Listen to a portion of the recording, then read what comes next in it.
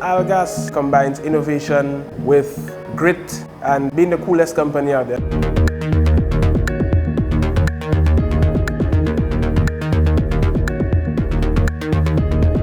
Essentially, we are doing two things.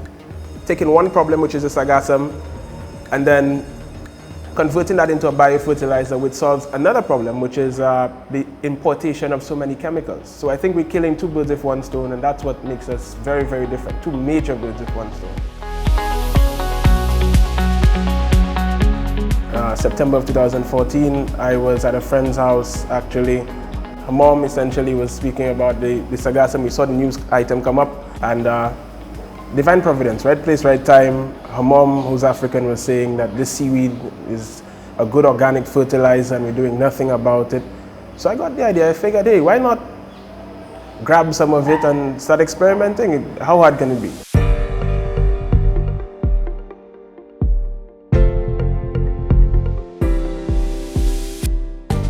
The first thing I did was to tell my dad about this crazy idea. My dad does not have a background in science, but he did have a van though, so that's what he volunteered to assist. We went down to Dennery, we got a van load of seaweed and we took it back home. The initial idea was to dry it and sell it off in packages, right? So we collected it, we spread it out in front of the house, let a few days pass and then bag it up.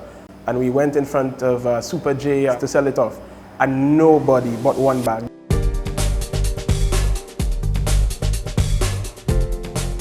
I mean, people looked at us like we were crazy. They wondered what we were doing exactly with it, what this thing was, this black thing was. So that was a frustrating day.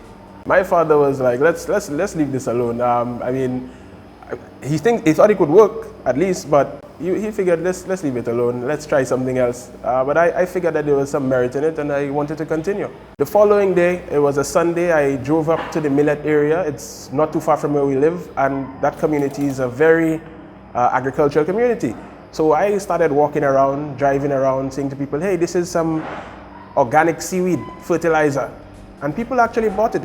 I had none left by the time I got back home. So that kind of gave me some more encouragement.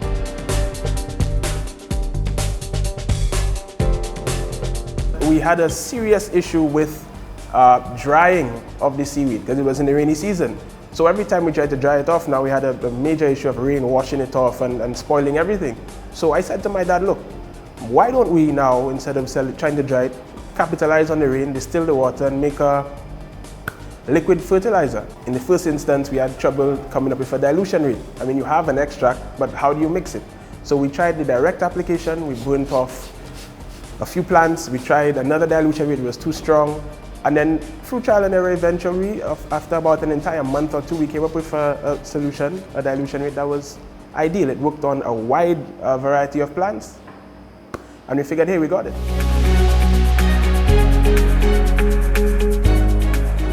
When we first started off, we collected seaweed by hand. It was a very small scale operation. Right now, what we do, we use backhoes in the Miku, Dennery area, right, to collect, and backhoes and trucks. That's how we get it out of there. We then take it to the old abandoned airport. We dry it off, we bag it, we take it back to the facility for processing.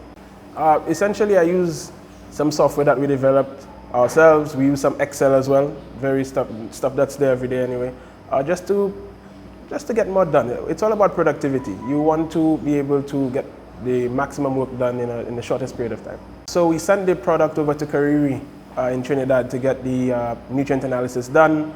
That took about 2 to 3 weeks, and after paying an arm and a leg, we had what was finally required to be on the shelf. It was really an amazing moment for us.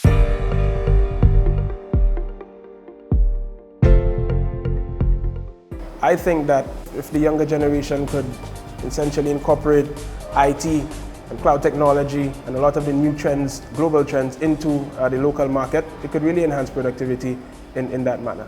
My advice to anyone who has ingenious ideas, who thinks that they have the next big business idea, get an idea notebook and scribble down everything you have in mind.